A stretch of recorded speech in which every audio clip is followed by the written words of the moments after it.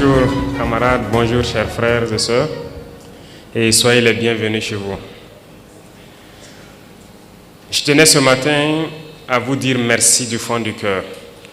Merci à vous qui avez pris de votre temps, de votre énergie pour faire le déplacement du pays des hommes intègres, pour faire le retour aux racines, comme on le dit en anglais, back to your roots. Merci d'être venus.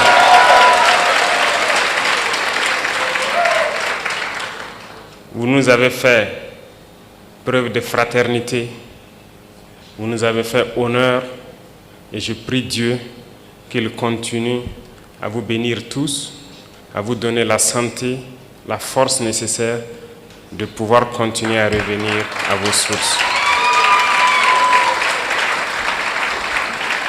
Parmi vous, il y a des personnes âgées, très âgées, qui malgré le poids de l'âge, ont fait le déplacement avec vous. Je vous dis infiniment merci du fond du cœur et que Dieu continue à vous réconforter.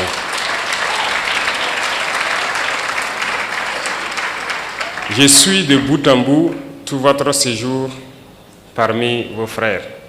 Chaque soir à la télévision, j'essaie de voir quelles sont les activités que vous avez eu à mener. Et je peux avouer que je suis très content de tout ce que vous avez déjà pu découvrir. Mais je prie Dieu que le temps soit encore de notre partie et que vous puissiez revenir et pouvoir découvrir beaucoup plus de choses à travers le Burkina Faso. Certes, beaucoup ont été déconseillés de venir vers le Burkina. Vous êtes nos ambassadeurs désormais. Et je pense que vous êtes les mieux placés pour aller faire comprendre aux autres que le Burkina Faso est loin de ce que ces médias occidentaux essaient de faire peindre aux yeux du monde. Le Burkina est bien fréquentable, le Burkina résiste, le Burkina tient debout et le Burkina vit. Et merci à vous de prouver cela aux yeux du monde.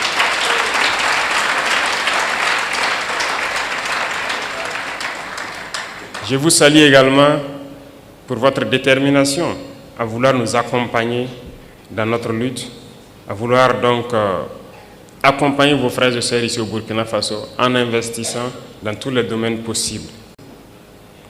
J'en ai échangé avec le Premier ministre rien que hier sur la carte de résident permanent. Certes, nous avions mis des conditions d'acquisition de la carte, mais aussi d'autres conditions financières, mais nous avons décidé de lever la condition financière en ce qui vous concerne pour que vous n'acquisiez.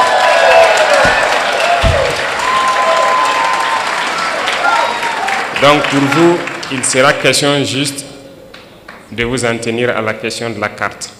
Donc toutes les autres conditions, vous serez exemptés. Et merci à vous d'ouvrir le pas pour tous ceux qui souhaitent donc prendre cette carte et pouvoir investir et rester au Burkina. Ceci dit, le Burkina Faso est un pays en pleine construction. Et je pense que beaucoup d'opportunités vous ont été présentées. Il y a encore beaucoup d'autres opportunités. Déjà la question de la radio et de la télévision, j'ai pu aussi vous assurer que je ferai tout pour accompagner la création d'une telle radio ou d'une telle télévision ici au Burkina Faso.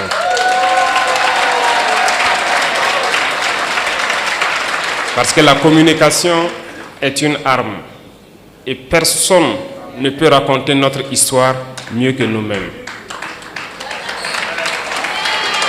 Pendant longtemps, c'est eux qui ont raconté ce qu'ils voulaient de l'Afrique. C'est eux qui ont raconté ce qu'ils voulaient de l'homme noir. Mais non, il est temps que nous disions non à cela et que nous racontons les choses telles qu'elles sont. Et je vous encourage à pouvoir poursuivre ce projet que nous allons beaucoup accompagner. Le Burkina Faso est en construction.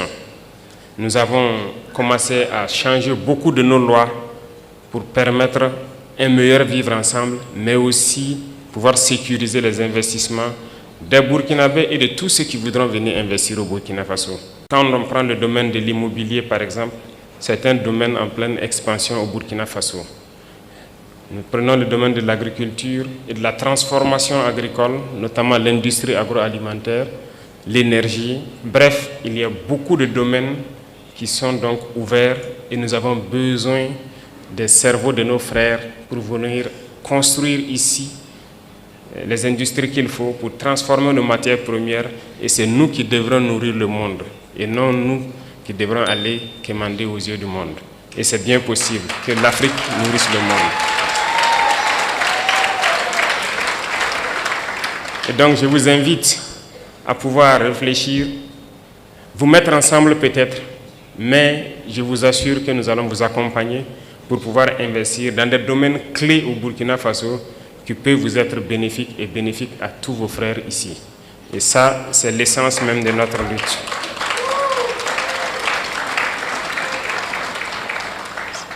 Le ministère des Affaires étrangères va poursuivre ce beau travail qu'ils ont commencé. Et d'ailleurs, je les félicite pour cette initiative avec l'Institut qui a pu donc faire ce merveilleux travail.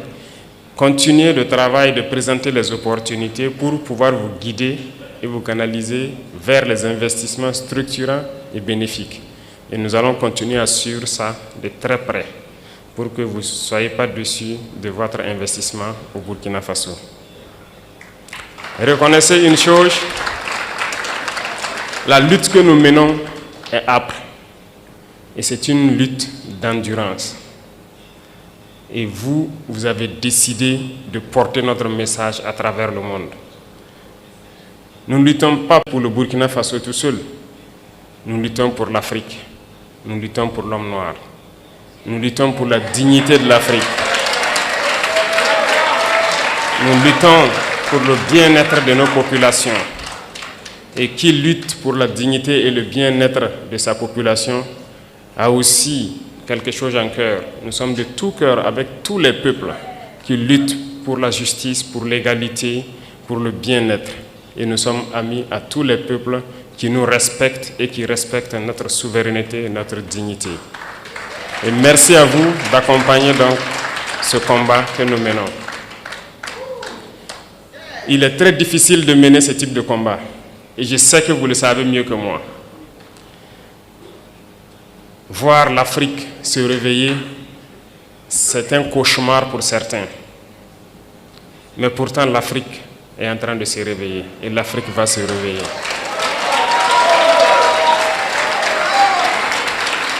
Nous n'allons pas être complices de leurs souhaits. Celui de voir l'Afrique être la réalité de ce qu'eux, ils ont pensé et dit de l'Afrique, notamment une terre d'esclaves, une terre maudite. Nous n'allons pas être complices et les accompagner pour que ce qu'ils pensent soit une vérité. Nous leur dirons que l'Afrique est un continent d'espoir, est un continent combatif et l'Afrique est un continent d'avenir. Et nous allons nous battre pour cela.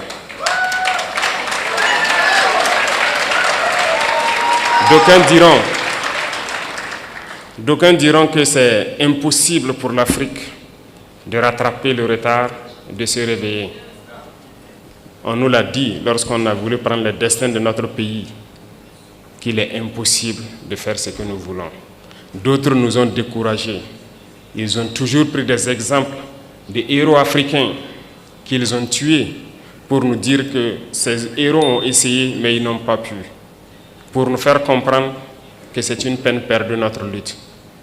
Mais nous avons dit que impossible n'est pas africain. Si impossible était africain, nos grands-parents, nos ancêtres ont beaucoup souffert. Il n'y a pas ce peuple au monde qui a souffert comme les Africains. Aucun peuple ne peut prétendre pouvoir survivre après toutes les épreuves que les Noirs ont subies. On se rappelle que ce soit les colonisations, l'esclavage, les conquêtes arabo-musulmanes ici, les Africains ont connu toutes sortes d'humiliations, toutes sortes de traitements qui visent à nous exterminer. Ils ont voulu faire disparaître le gène du noir parce que c'était les jeunes braves qu'ils ont toujours pris, tués et déportés. Donc l'Africain est le plus résistant de l'histoire de l'humanité parce que nous avons résisté à toutes les barbaries possibles.